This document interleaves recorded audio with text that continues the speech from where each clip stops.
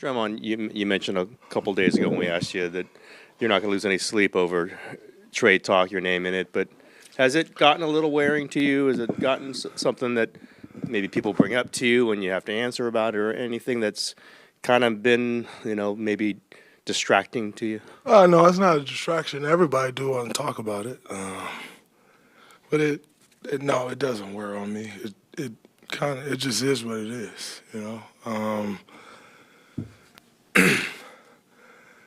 I'd say over the last couple of days it's gotten more real to me, but it's not. It doesn't wear on me. I can't control it, so I don't worry about things I can't control. What is it like knowing that it is a possibility?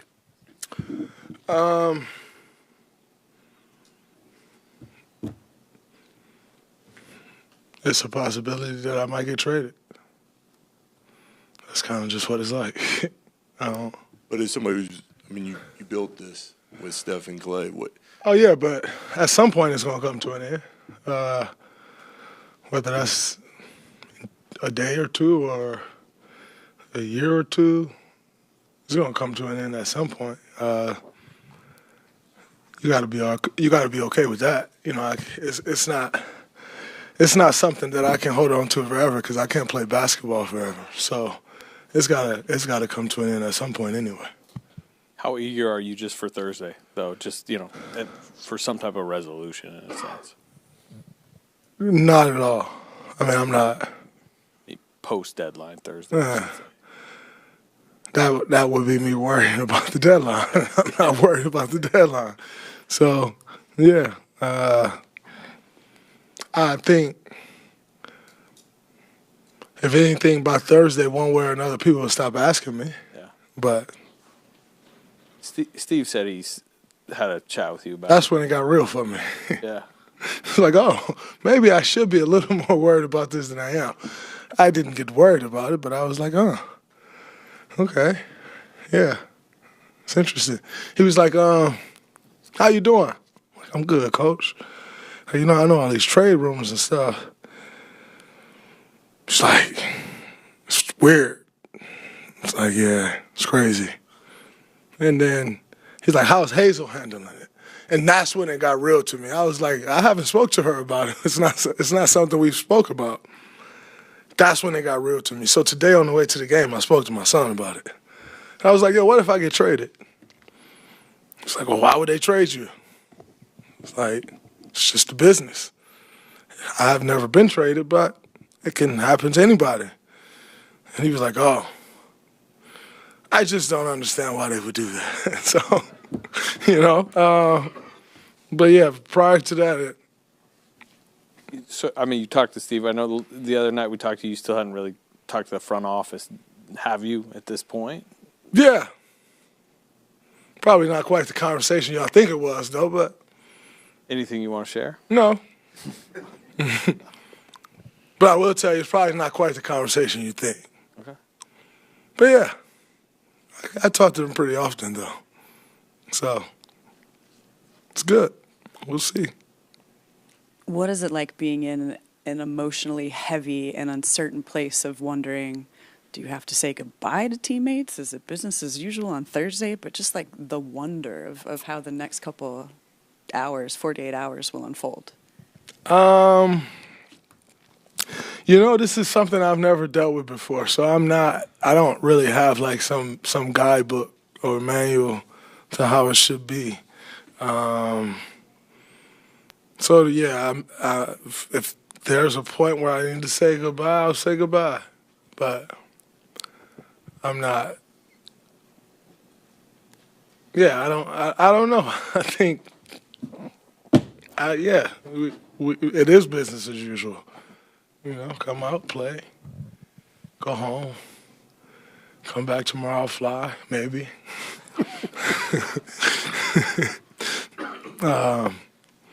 Play Thursday, maybe not. We'll see, So it's business as usual for me, though. But, I think a lot of people want to know, like, how I feel about it. Like, am I upset about it or, like, I'm not at all. Like, I don't. If that's what's best for this organization, that's what's best for the organization. I'm not like, oh man, they fucked me over or something like that. Like, I don't really feel that way. You know, if you would have told me 13 and a half years ago, like, yo, I'm going to hand you this sheet of paper and you can sign it to be in a place for 13 and a half years, would you sign it? And I would have signed it faster than you can blink. So what do I have to sit and worry about? What do I have to, like, be upset about? Like, I've been here for 13 and a half years. That's longer than probably 98% of NBA players have been in one place. And this guy from Saginaw has been in a place for 13 and a half years. I don't know that it ends at 13 and a half, but if it does, what a fucking run it's been. I'll take the fine for it. What a fucking run it's been. So that's just how I feel, you know, and I don't sleep well after games, so if I lose sleep tonight, I promise y'all it's not because I think I'm getting traded. I just don't really sleep well after a game. But, yeah, I'm blessed. I'm lucky, you know. I'm grateful. You know, like I said, it's my family has not had to move anywhere since I started my family, you know. That's incredible. I don't take that for granted. It's guys that have been on the move every year, moving their family 2-3 times in a year. So I have so much gratitude for where I am in my career, the run that I've been on here. And like I said, I don't know that it ends or whatnot. I don't. We'll all see. But if it does, it does. You know, all good things must come to an end at some point.